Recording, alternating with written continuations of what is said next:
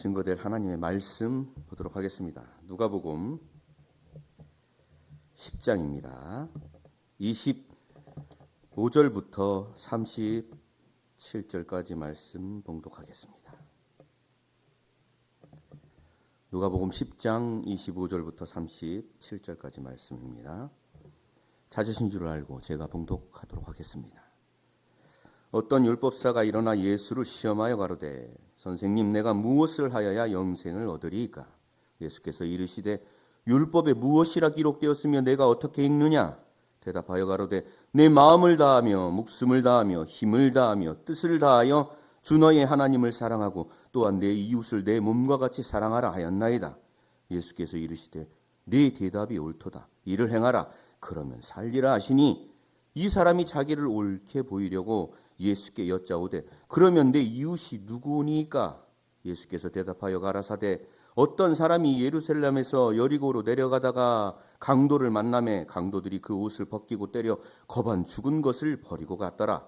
마침 한 제사장이 그 길로 내려가다가 그를 보고 피하여 지나가고 또한 이와 같이 한 레위인도 그곳에 이르러 그를 보고 피하여 지나가되 어떤 사마리아인은 여행하는 중 거기 이르러 그를 보고 불쌍히 여겨 가까이 가서 기름과 포도주를 그 상처에 붓고 싸매고 자기 짐승에 태워 주막으로 데리고 가서 돌보아 주고 이튿날에 데나리온 둘을 내어 주막 주인에게 주며 가로되 이 사람을 돌보아 주라. 부비가 더 들면 내가 돌아올 때에 갚으리라 하였으니 네 의견에는 이 세 사람 중에 누가 강도 만난 자의 이웃이 되겠느냐? 가로되 자비를 베푼 자니이다. 예수께서 이르시되 가서 너도 이와 같이 하라 하시니라. 아멘. 오늘 누가복음 10장 25절에서 37절 말씀을 통하여서 영생의 조건이라는 제목으로 말씀을 상고하도록 하겠습니다. 영생의 조건. 여러분들 기분이 좀 가라앉거나 울적할 때, 특히나 여성분들 좀 우울하거나 할 때 이 아이 쇼핑을 하러 어딜 가요? 네? 백화점 갑니다. 백화점 가가지고 구두도 보고 또 가방도 자기가 원하는 디자인들이 있는지 한번 보면서 또 옷도 또 구경하다가 마음에 드는 옷을 입었는데 이게 너무 마음에 드는 거예요. 딱 샀어. 가격도 딱 내가 원하는 가격이고 디자인도 내가 원하는 디자인. 기분이 좋아요, 안 좋아요? 좋아요.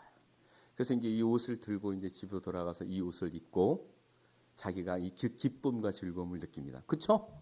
그래요, 안 그래요? 그렇잖아요.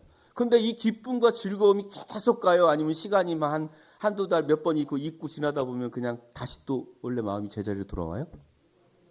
언제 그랬는지 제자리로 돌아와요. 남자들은 특히 기계를 좋아해가지고 휴대폰을 새로 딱 바꾸면 최신 휴대폰으로 바꾸면 기분이 좋아, 안 좋아요? 좋아요. 그냥 저절로 입이 귀에 딱 걸려. 최신 휴대폰이라는 말만 들어도 속도도 빠르지요. 또 이게 없는 기능들도 편리한 기능들도 많이 올라와 있거든요. 근데 또 이게 또 한 20일 쓰면은 이제 기쁘고 좋던 그 마음이 예전 쓰던 핸드폰하고 똑같은 마음이 돼야 한대요. 언제 그랬는지 또 똑같아진다는 거예요. 그래서 자꾸 더 좋은 휴대폰으로 바꾸고 더 좋은 옷을 입고 더 좋은 자동차를 바꿔도 시간이 지나면 그 기쁨과 즐거움이 사라진다는 거예요. 자꾸 사람은 그래서 더 좋은 휴대폰, 더 좋은 자동차, 더 좋은 집, 나아가서는 더 좋은 남편도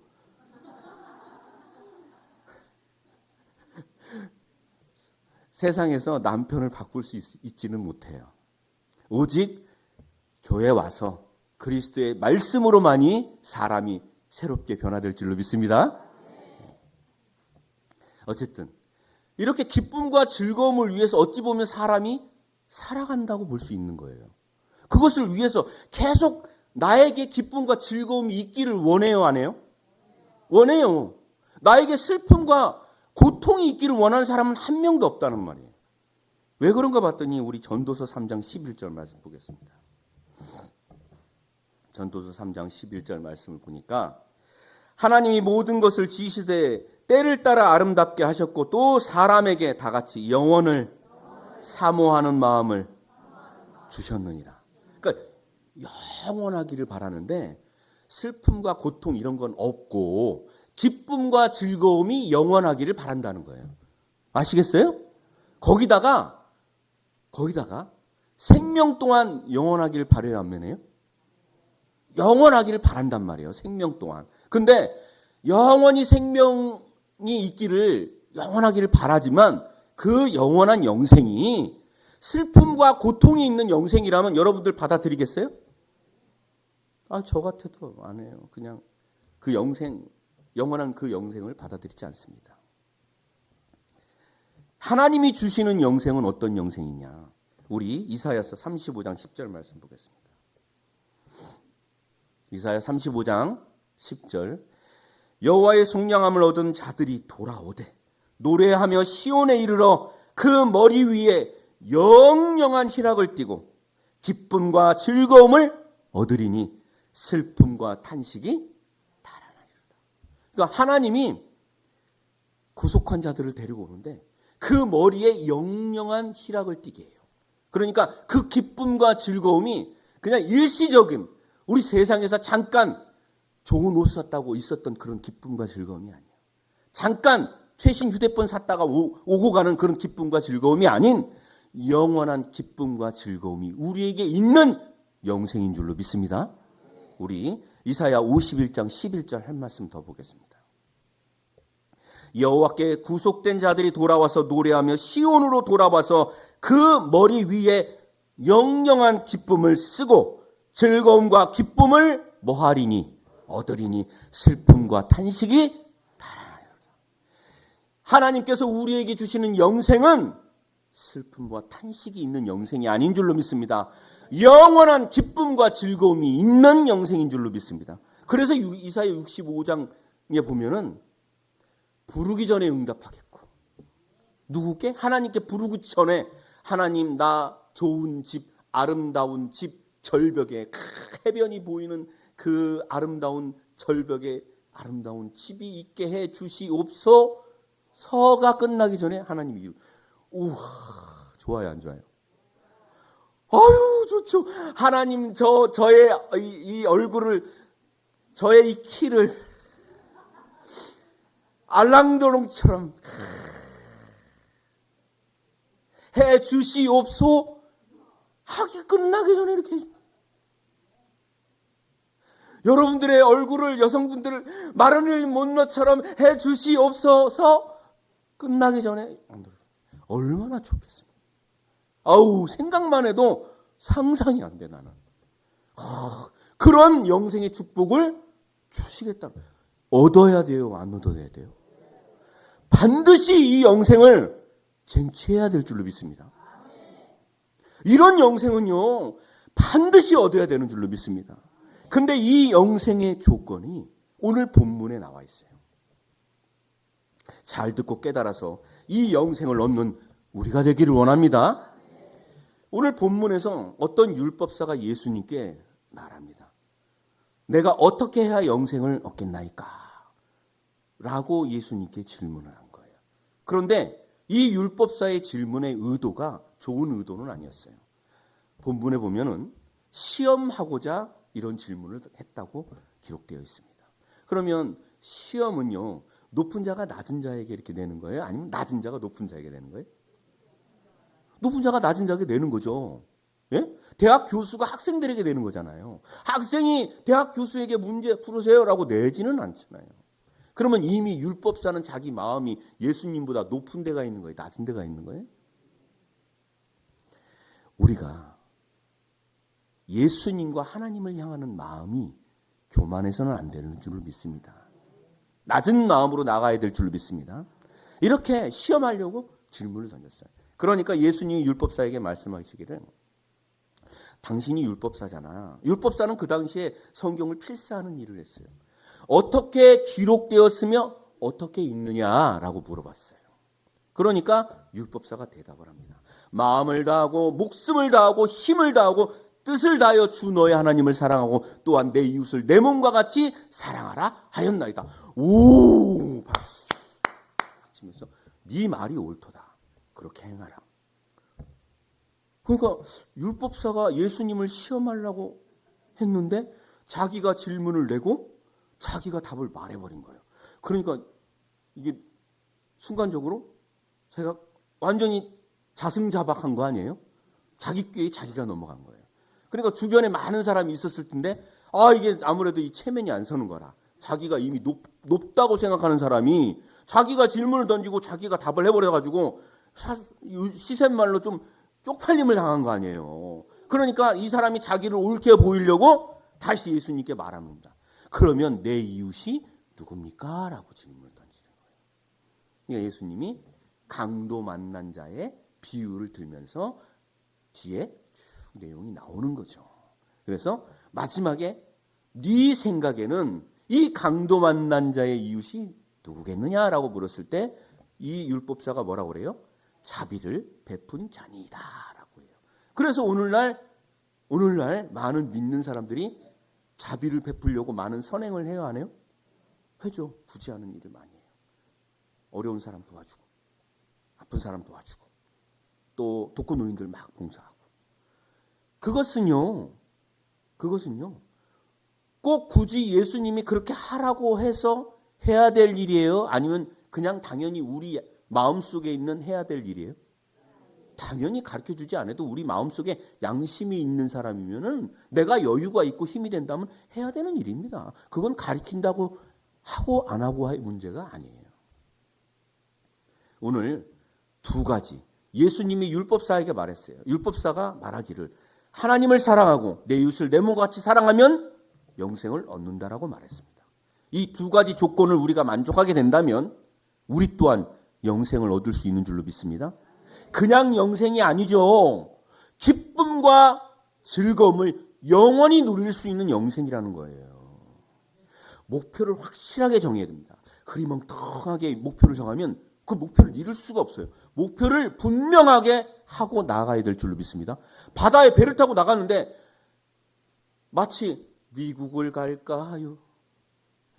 독일을 갈까요? 이래버리면은 그 바닷길에서 어떻게 가야 돼요? 목표점이 분명하지 않으면 똑바로 나아갈 수가 없는 거예요. 목표를 분명히 하고 나가야 될 줄로 믿습니다. 자, 그럼 첫 번째로 하나님을 사랑하라고 그랬어요. 사랑의 대상이 누구예요? 하나님이요. 하나님을 우리가 사랑하되 마음을 다하고 목숨을 다하고 힘을 다하고 뜻을 다해 사랑하라는 거예요. 그러면 성경에 사랑이란 정의에 대해서 어떻게 말씀하고 있는지 보도록 하겠습니다. 우리 고린도전서 13장 4절부터 7절까지 말씀 보겠습니다. 사랑은 오래 참고 사랑은 온유하며 투기하는 자가 되지 아니하며 사랑은 자랑하지 아니하며 교만하지 아니하며 무례히 행치 아니하며 자기의 유익을 굳이 아니하며 성내지 아니하며 악한 것을 생각지 아니하며 불의를 기뻐하지 아니하며 진리와 함께 기뻐하고 모든 것을 참으며 모든 것을 믿으며 모든 것을 바라며 모든 것을 견디느니라. 누구에 대해서? 우리가 누구를 사랑해야 되니까? 하나님을 이와 같이 사랑하라. 그러면 하나님을 이와 같이 사랑해야 되는데 하나님이라는 정의에 대해서 어떻게 생각하십니까? 하나님 뭐 보이지도 않는데. 그런데 요한복음 1장 1절에 보니까 태초에 말씀이 계시니라. 이 말씀이 하나님과 함께 계셨으니 이 말씀이 곧 하나님이시라고 그랬어요. 말씀이 뭐라고요? 하나님이라고 그랬어요. 그러면 말씀을 대할 때 하나님을 대하는 것이니까 이 사랑에 대한 사랑장에 대해 있는 내용 기록도 이와 같이 바꿔 말할 수 있습니다. 말씀을 사랑하되 어떻게 사랑해야 돼요? 온유하게. 말씀을 받을 때 마음이 따뜻하고 부드러워야 돼요. 이해가십니까? 말씀이 하나님이요. 하나님을 사랑할 때 온유한 마음으로 사랑해야 되는 거예요. 말씀을 사랑하는데 투기하는 마음으로 사랑하면 안 돼요. 말씀을 받는데 말씀보다 자기를 더 자랑하면 안 돼요. 말씀 위에 자기를 더 교만하게 세우면 안 돼. 말씀에 대하여 말씀을 받는데 무례히 행하면 안 됩니다. 말씀보다 더 자기 유익을 구하면 안 돼. 말씀 앞에 성내면 안 됩니다. 말씀 앞에 악한 것을 생각지 않아야 되며, 불의를 기뻐하지 않고 진리와 함께 기뻐하고, 모든 것을 말씀과 함께 참으며, 모든 것을 말씀과 함께, 모든 말씀을 믿으며, 말씀에 대하여 모든 것을 바라고 모든 것을 견디는 그 말씀에 대한 사랑을 온전히 우리에게 있어야 될 줄로 믿습니다. 그것이 하나님은 하나님에 대한 사랑이라고 기록하고 있는 겁니다. 이렇게 하나님을 사랑하기를 원합니다. 이렇게 사랑하면 마음을 다하고 목숨을 다하고 힘을 다하고 뜻을 다하여 사랑하는 그 사랑을 이룰 수가 있는 줄로 믿습니다. 두 번째로는 내 이웃을 내 몸과 같이 사랑하라고 그랬어요. 내 이웃을 내 몸과 같이. 그런데 그러면서 예수님이 강도만단자의 비유를 들어서 얘기합니다. 그런데요, 여기서 우리가 알아야 될 것은 예수님이 이웃에 대해 비유로 말씀하셨다는 겁니다. 비유는 실상이 아닙니다. 이 말 문자 그대로 자비를 베푼 자니이다 라고 해가지고 자비를 베푸는 일을 한다고 해서 네 이웃을 사랑하는 것이 아니라는 거예요. 마태복음 13장 10절에 보시면 제자들이 예수님께 물었어요. 예수님 어째서 무리에게 비유로 말씀하시나이까 했을 때 예수님이 그 이후로 그 내용을 말하지만, 오늘 마태복음 13장 이후의 내용을 볼 것이 아니라 우리 누가복음 8장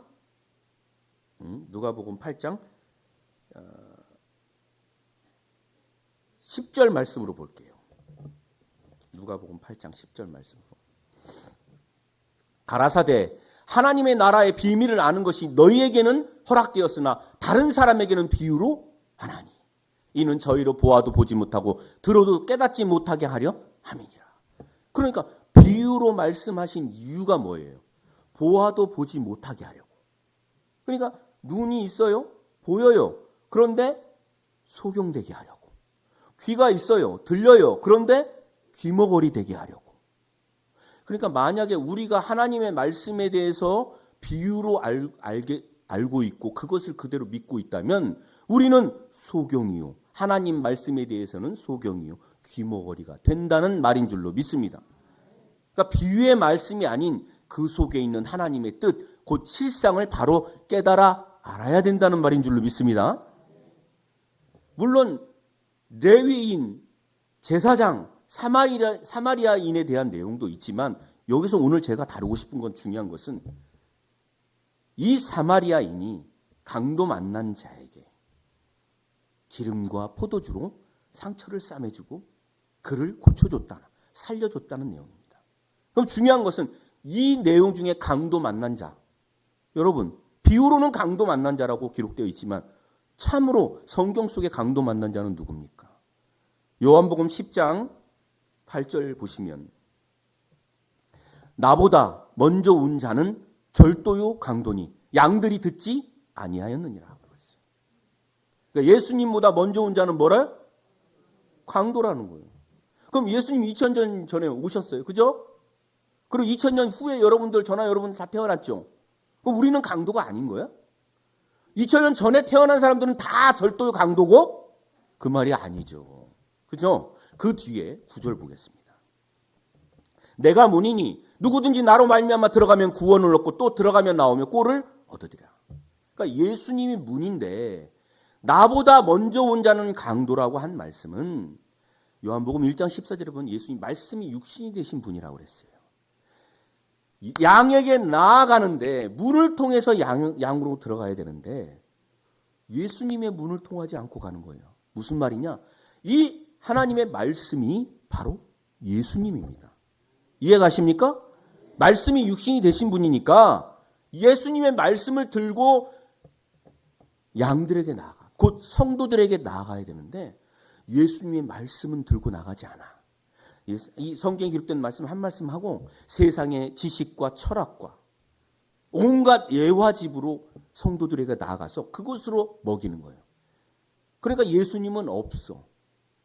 바로 그렇게 나아가는 자는 예수님보다 먼저 양들에게 나아가는 자로서 예수님이 지금 강도요, 절도라고 말하고 있다는 사실을 깨닫기를 원합니다.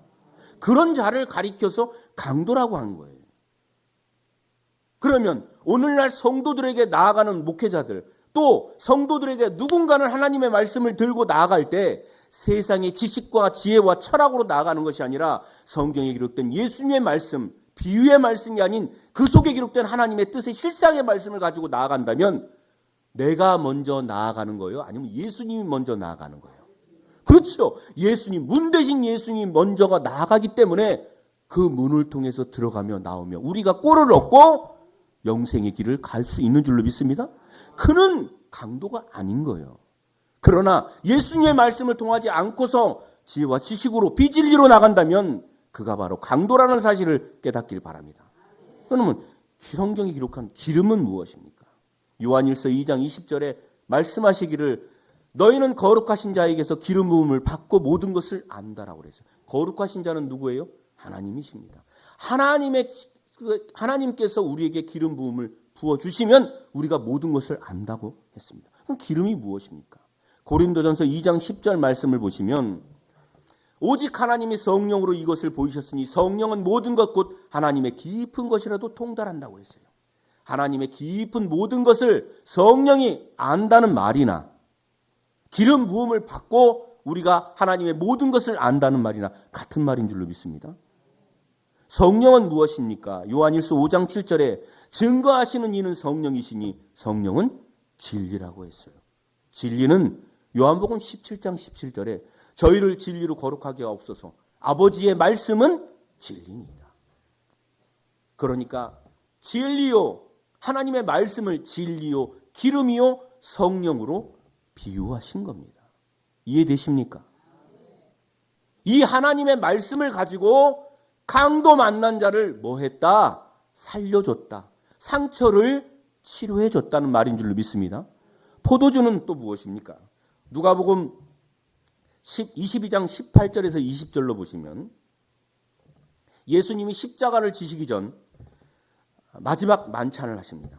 누가복음 22장 18절에서 20절 말씀 보시면 내가 너희에게 이르노니 내가 이제부터 하나님의 나라가 임할 때까지 포도나무에서 난 것을 다시 마시지 아니하리라 하시고 또 떡을 가져 사례하시고 떼어 저희에게 주시며 가라사대 이것은 너희를 위하여 주는 내 몸이라 너희가 이를 행하여 나를 기념하라 하시고 저녁 먹은 후에 잔도 이와 같이 하여 가라사대 이 잔은 내 피로 세우는 내 새 언약이니 곧 너희를 위하여 붓는 것이라. 그러니까 포도주를 비유해서 예수님의 피라고 비유하셨어요. 이 피는 요한복음 6장 53절에서 55절까지 보시면 예수께서 이르시되 내가 진실로 진실로 너희에게 이르노니 인자의 살을 먹지 아니하고 인자의 피를 마시지 아니하면 너희 속에 생명이 없느니라. 내 살을 먹고 내 피를 마시는 자는 영생을 가졌고 마지막 날에 내가 그를 다시 살리리니 내 살은 참된 양식이요 내 피는 참된 음료로다 라고 말씀하셨어요. 그러니까 이 말을 들은 그 수없이 많은 무리가 아니 사람의 살과 피를 먹으라는 말이냐라고 오해했습니다. 그래서 많은 제자들이 떠나가고 많은 사람들이 실상의 살과 사람의 살과 피로 오해하고 떠나가는 모습을 성경은 말씀하고 있습니다. 그러나 실상의 말씀은 요한복음 6장 63절에 예수님이 뭐라고 말씀하고 있습니까? 살리는 것은 영이니 육은 무익하니라. 내가 너희에게 이른 이 말이 영이요 생명이라. 무익한 육적인 말을 내가 너희에게 하겠느냐. 살리는 것은 영이다. 내가 너희에게 이른 이 말씀이 바로 생명이다라고 말하고 있는 줄로 믿습니다. 기름과 포도주는 하나님의 말씀을 비유하고 있다는 것을 깨닫기를 원합니다. 아니 그러면 기름이나 포도주나 같은 거 아니요? 아니죠. 달라요. 여러분 말씀을 들을 때는 어떤 때는 나에게 위로가 되는 말씀이 있습니다. 어떤 때는 나에게 힘을 주는 말씀이 있습니다. 어떤 때는 내가 주저앉아가지고 교회를 나갈 힘이 없을 때 어떤 말씀은 나를 일으켜줘서 교회를 나오게 하는 말씀이 될 때도 있습니다. 때를 따라 환경에 따라 그 말씀이 하나님의 말씀이 다르게 모양이 다르게 우리에게 역사하는 줄로 믿습니다. 자 그러면 여러분 이웃이 누굽니까? 저나 여러분이 이전에 있기 전에는 하나님의 말씀을 깨닫기 전에는 강도 만난 자였어요. 전에 제가 교회 다닐 때 말씀 몇 번 드렸죠. 목사님께 이 말씀이 궁금해서 물어보면 믿음이 부족해서 기도를 더 해야 된다고. 최 지사님은 기도를 더 해야 된다. 기도를 한다고 그걸 알 것 같으면 물어보지도 않죠. 더 물어보면 뭐라고 하는 줄 아십니까? 아니, 목사 되려고 그래요? 왜 이렇게 꼬치꼬치 물어요? 믿기만 하세요. 마태복음 7장 21절에는 하나님이 이렇게 말씀하고 있습니다. 나더러 주여 주여 하는 자마다 다 천국에 들어갈 것이 아니요 다만 하늘에 계신 내 하나님의 뜻대로 행하는 자라야 들어간다라고, 천국에 들어간다라고 하나님 말씀하고 있는데, 몰라도 되고 믿기만 하면 되고 기도하면 된다고 하고, 하나님이 원하는 영생의 길과는 다른 길로 갔던 것이 저와 여러분이었어요. 그러나 누군가가 와서 이 성경에 기록된 생명의 말씀을 우리에게 전해줬습니다. 맞습니까? 저도 전달받았어요. 그래서 그 사망의 길에서 영생의 길로 돌이킨 것이 저와 여러분인 줄로 믿습니다. 그 자가 거반 죽어가던 나를, 그 전도자가 거반 죽어가던 나를 살린 겁니다. 영적으로. 진정한 이웃은 우리에게 이 생명의 말씀을 전한 우리의 전도자인 줄로 믿습니다. 가장 가깝기는 우리를 전도한 전도자요, 그 다음은 이 말씀을 선포하신 당회장 목사님이시요, 또 나아가서는 예수님이요, 더 나아가서는 하나님인 줄로 믿습니다. 그러니까 어찌 보면 영생의 조건이 두 가지인 것 같으나 한 가지입니다. 우리 마태복음 25장 31절부터 40절 말씀 보도록 하겠습니다. 인자가 자기 영광으로 모든 천사와 함께 올 때에 자기 영광의 보좌에 앉으리니 모든 민족을 그 앞에 모으고 각각 분별하기를 목자가 양과 염소를 분별하는 것 같이 하여 양은 그 오른편에 염소는 왼편에 두리라. 그때 임금이 그 오른편에 있는 자들에게 이르시되 아버지께 복받을 자들이여 나와 창세로부터 너희를 위하여 예비된 나라를 상속하라. 내가 줄일 때에 너희가 먹을 것을 주었고 목마를 때에 마시게 하였고 나그네 되었을 때 영접하였고 벗었을 때에 옷을 입혔고 병들었을 때에 돌아보았고 옥에 갇혔을 때에 와서 보았느니라. 이에 의인들이 대답하여 가로되 주여 우리가 어느 때에 주의 줄이신 것을 보고 공개하였으며 목마르신 것을 보고 마시게 하였나이까? 어느 때에 나그네 되신 것을 보고 영접하였으며 벗으신 것을 보고 입혔나이까? 어느 때에 병드신 것이나 옥에 갇힌 것이나 보고 가서 배웠나이까? 하리니 우리는 그런 사실이 없는 것 같은데 주님 언제 그랬습니까 우리가? 라고 하리니 임금이 대답하여 가라사대 내가 진실로 너희에게 이르노니 너희가 여기 내 형제 중에 지극히 작은 자 하나에게 한 것이 곧 내게 한 것이니라. 여러분들, 예수님이 지금 의인들에게 말하고 있는 거예요.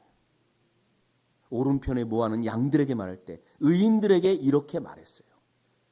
그러니까 의인들이 대답하여 가라사대 말하기를 아니 우리는 그런 적이 없는데 언제 그랬습니까 주님? 그랬을 때 너희 형제 중, 그러면은 의인들이 모여있는 양들을 가리켜서 너희 형제 중이면은 그 가운데 악인이 있어요 없어요? 없죠. 의인 중에 지극히 작은 자 하나에게 한 것이 누구에게 한 것이다? 하나님이 한 것이다. 여러분, 저와 여러분은 예수님이 2000년 전에 십자가를 누구 때문에 지셨습니까? 나 때문에 진 줄로 믿습니다. 나를 위하여 십자가를 지시고 율법을 폐하셔서 한 사람 곧 예수 그리스도의 순종하심으로 우리를 의인되게 하신 줄로 믿습니다. 우리는 의인이요 죄인이요? 예수님으로 말미암아 의인이라고 성경에 기록된 줄로 믿습니다. 내 생각에 나는 죄인인 것 같은데, 그렇게 생각하면 하나님의 말씀을 믿는 자가 아닙니다. 성경은 분명히 한 사람의 순종하심으로 말미암아 많은 사람이 의인이 되리라고 기록되어 있습니다. 이 말씀을 믿으시기 바랍니다. 그것이 하나님을 사랑하는 것입니다. 여러분 주위를 돌아보십시오. 여러분 주위를 한번 보세요. 옆에 계신 분들 사랑할 만합니까? 사랑할 만합니까?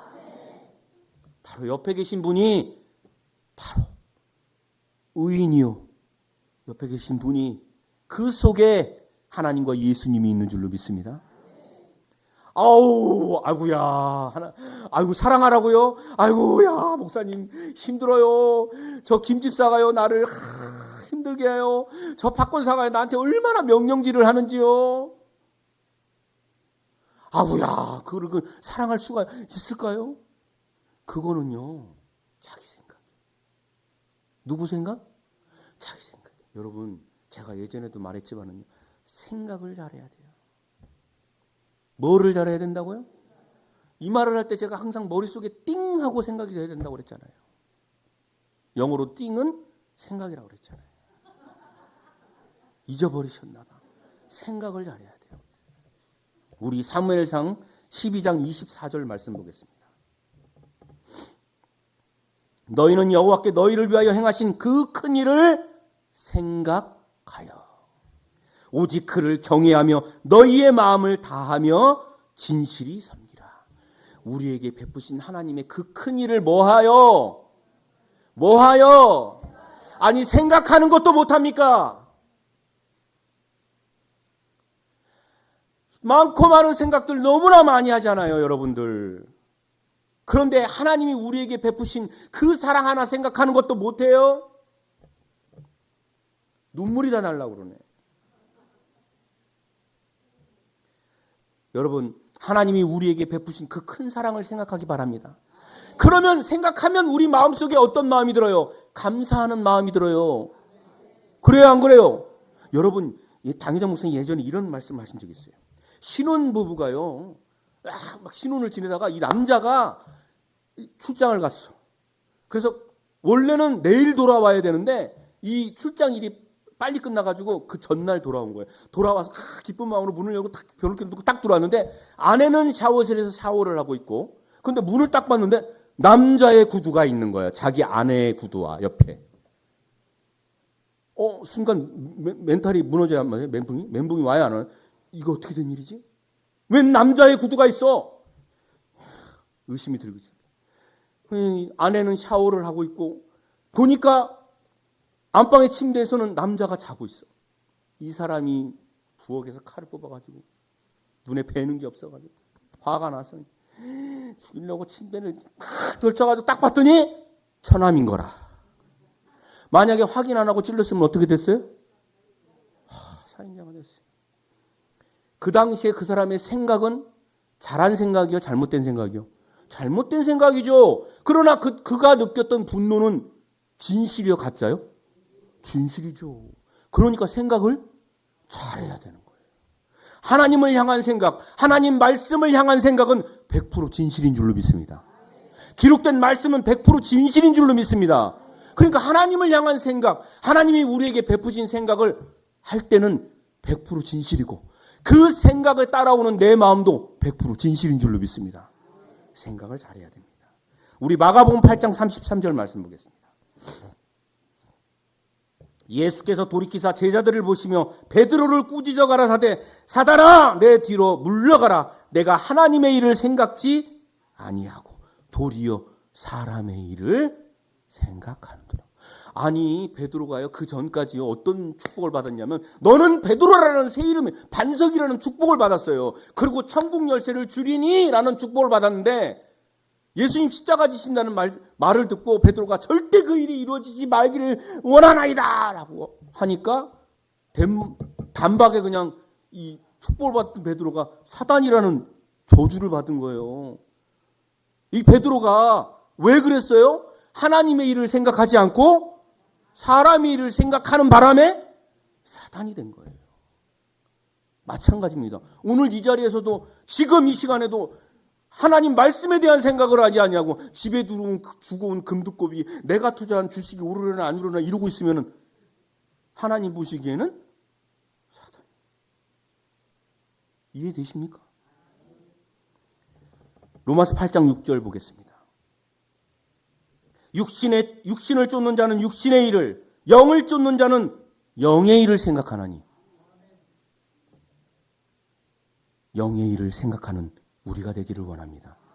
하나님의 말씀을 묵상하고 하나님의 말씀에 대한 생각을 하고 하나님의 말씀에 대한 생각을 할 때 우리 마음에 하나님을 사랑하는 마음이 들 줄로 믿습니다.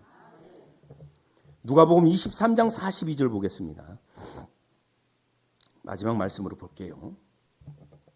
우리는 우리의 행한 일에 상당한 보응을 받는 것이 이에 당연하거니와 이 사람의 행한 것은 옳지 않은 것이 없느니라 하고 가로되 예수여 당신의 나라에 임하실 때에 나를 생각하소서.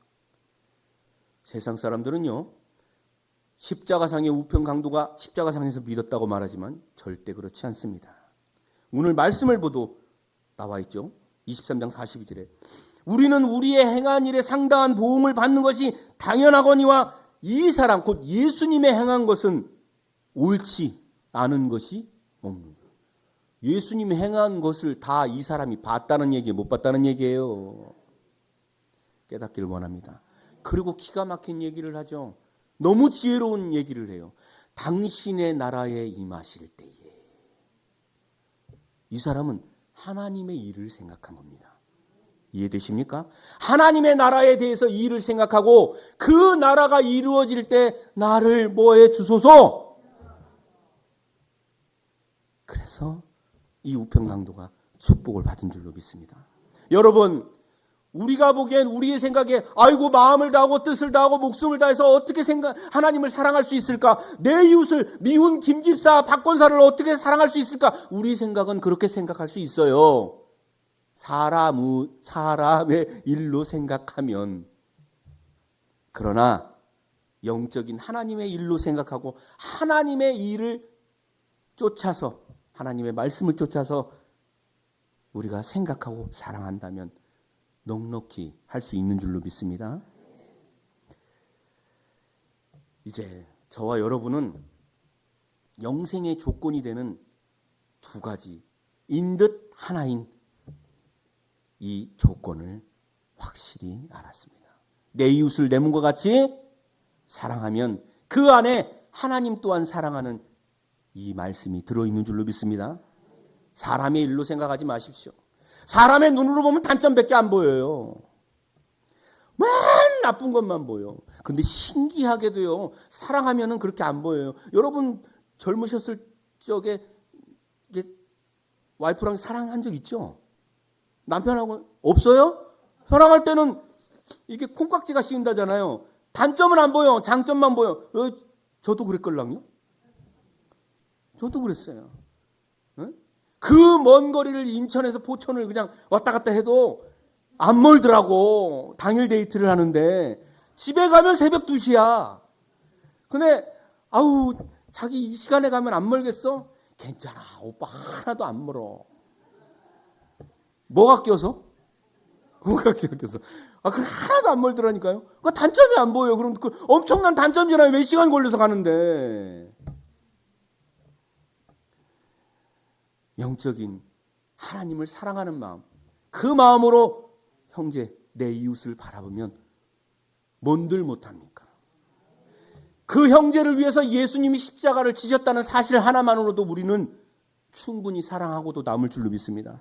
여러분, 형제를 사랑하기를 내 몸같이 사랑할 수 있는 이 말씀을 넉넉히 영의 일을 쫓는 자로서 쟁취하는 저와 여러분 되시기를 원합니다. 그래서 영생의 축복, 그냥 영생의 축복을 아니라 기쁨과 즐거움을 영원히 누리는 이 영생의 축복을 쟁취하는 저와 여러분들 나타나시기를 거룩하신 예수님의 이름으로 간절히 축원합니다. 감사합니다. 말씀 마치겠습니다.